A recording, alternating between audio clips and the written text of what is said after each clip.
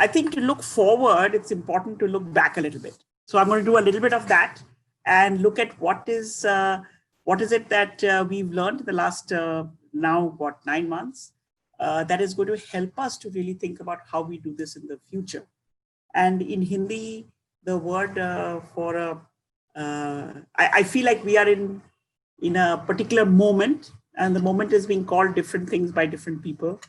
The most common word for the moment we are in is crisis. I look at it as what we in Hindi call alpa viram. So purn viram is a full stop. We are certainly not in a full stop, but we are at, I think, a point at which you can take a punctuation mark. And in some ways, and I think this feeling comes more when you look back, that this moment of stopping and restarting in a different way has perhaps given everybody around the world, depending on what you do and where you are. Sometimes you've been forced to do it, and sometimes you've had the time to do it. It's given you a kind of a view of rethinking many of the things that perhaps we took for granted. When normal life is on, you're kind of on a treadmill. You have to keep going because just the forward motion requires further forward motion. But I think suddenly stopping has made us all think about what is it that keeps us ticking? What is it that should be motivating us? And in what form will all of this come together or come apart as we move ahead? And so, I can only speak from the work that I do and the work that, my organization does. And maybe that's very specific to education or maybe very specific to India. But I think maybe there are some key learnings that, have come out of it that are probably more universal than we think.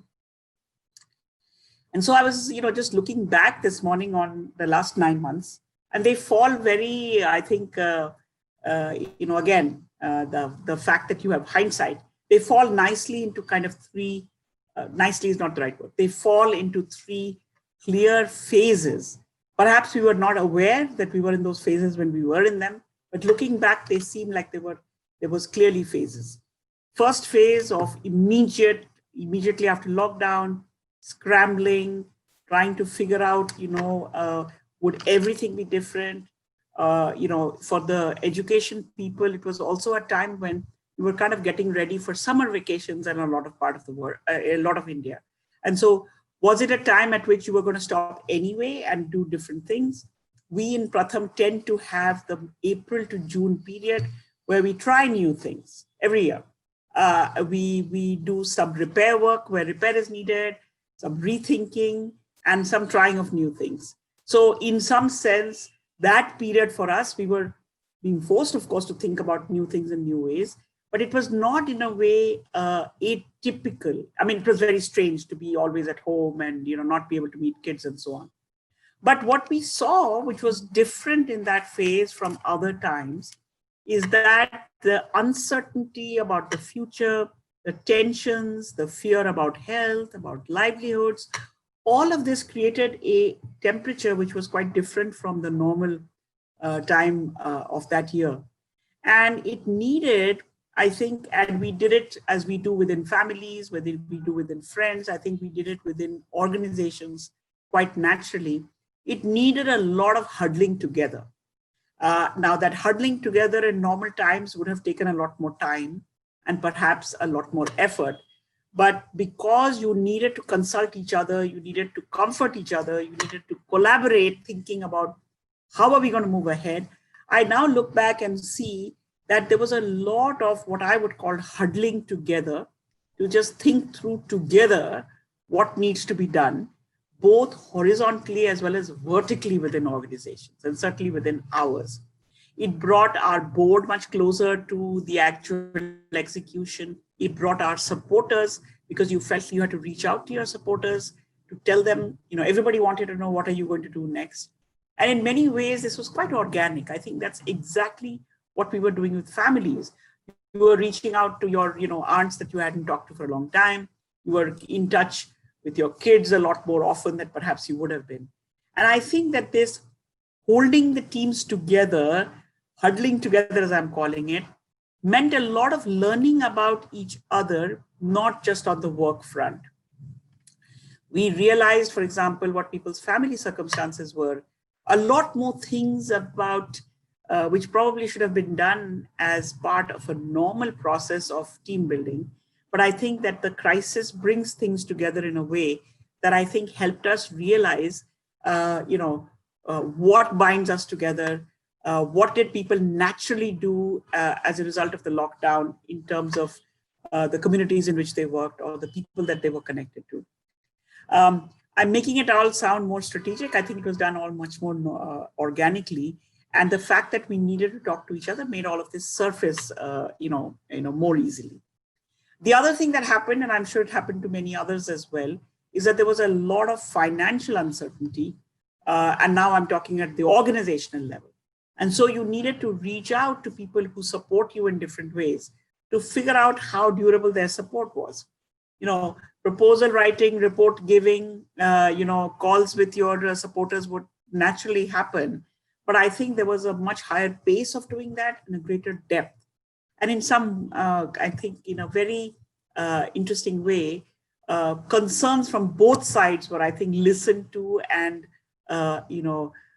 discussed more than in a normal time when your relationship would have been of a donor or a supporter and an implementer.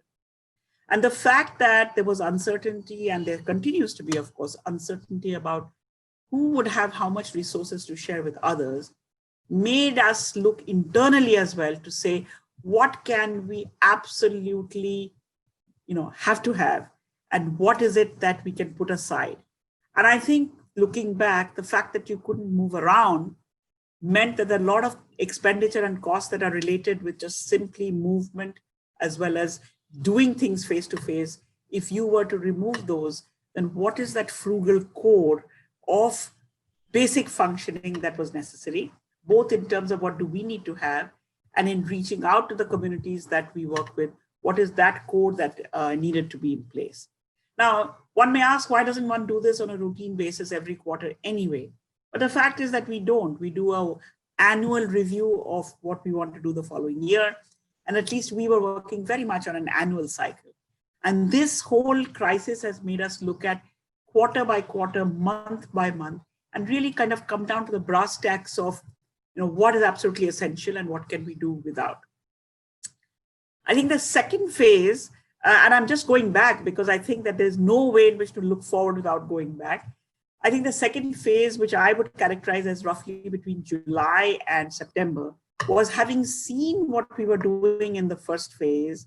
What are the things that we found were big gaps, big gaps in our own capabilities of being able to do what we'd like to do, and also big gaps that you're seeing out there that you have to learn how to fill. That all this time before COVID, we had identified certain problems and we felt we were working towards certain solutions. But new gaps are showing up, new challenges are coming up. And therefore, as a large organization with different kinds of contexts that we deal with, how prepared could we get without meeting each other completely on a virtual mode? How prepared can you get with the things that you see ahead? So if I'm talking about the future of work, this future projecting of what am I seeing around me today? What am I likely to need in the coming time? How capable are we to prepare ourselves with the resources we have to be able to retool for the future was, I think, an interesting exercise. And I think, like in any other case, you could see certain teams and certain individuals were able to imagine the future more concretely, more practically than others. And this needing to be together, I think, was very important, because despondency or depression or just feeling like I don't know where I'm going can be quite high when you're faced with uncertainty on so many fronts. And therefore, to keep a clear focus that despite all the challenges, as for example, in Pratham, we still have so many children that we were meeting face to face before COVID. We need to keep the contact up with them. And in fact, more efforts need to be made because we are not right there. And in meeting the children, earlier you could show up, you could actually just have conversations with children, but now you needed to go through parents, through other community members, through other people, which meant that you necessarily had to improve your communication, your convincing, your collaborative ideas with a lot more people than perhaps when you could meet, face to face. So I think this retooling for whatever we were imagining were the gaps within us, as well as the gaps that we wanted to fill, is an exercise that should be done and should continue. And I hope that this long period of uncertainty has brought some of that DNA into us. It's not just the skills we need to have, it's also the reconfiguration of teams. It's what teams within the organization can share with each other. It's with what resources are out there.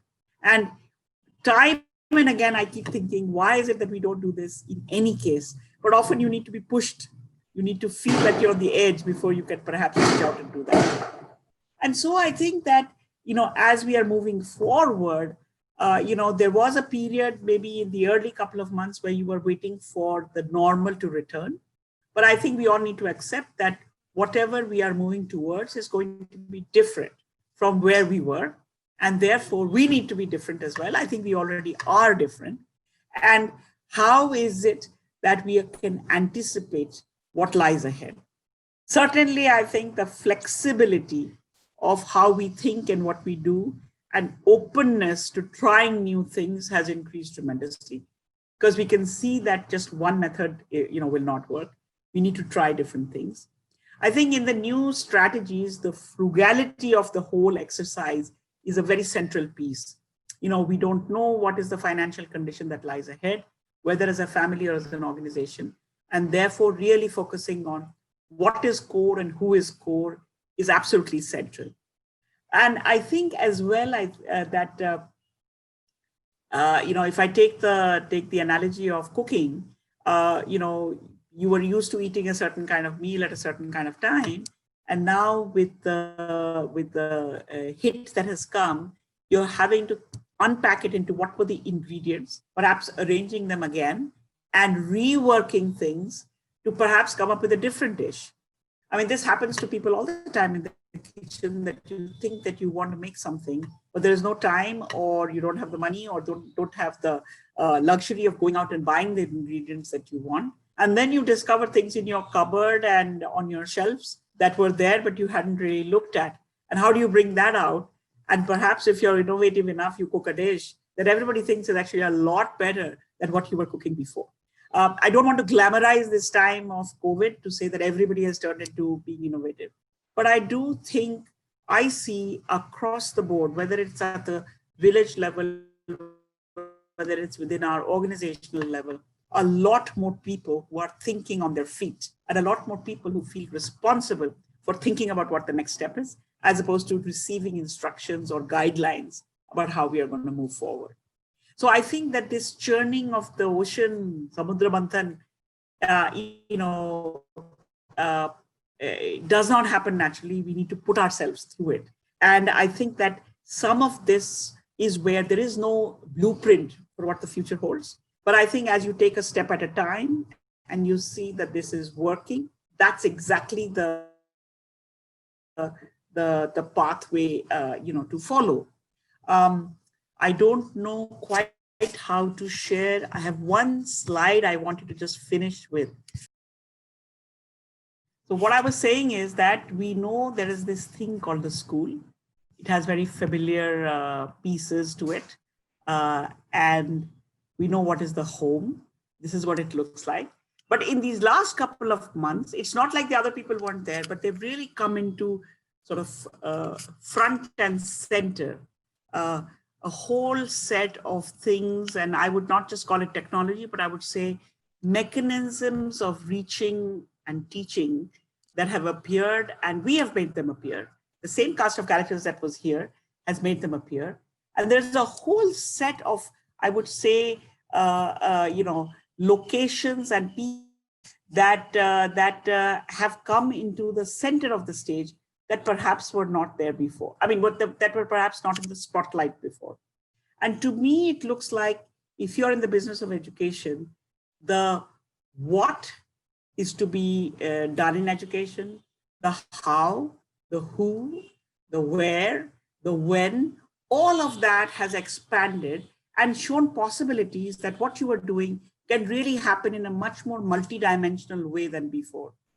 Not all details are known, but I think the possibility is very clear. And I think along with that has come this idea about why we are doing all of this and the need to kind of perhaps reconsider the why.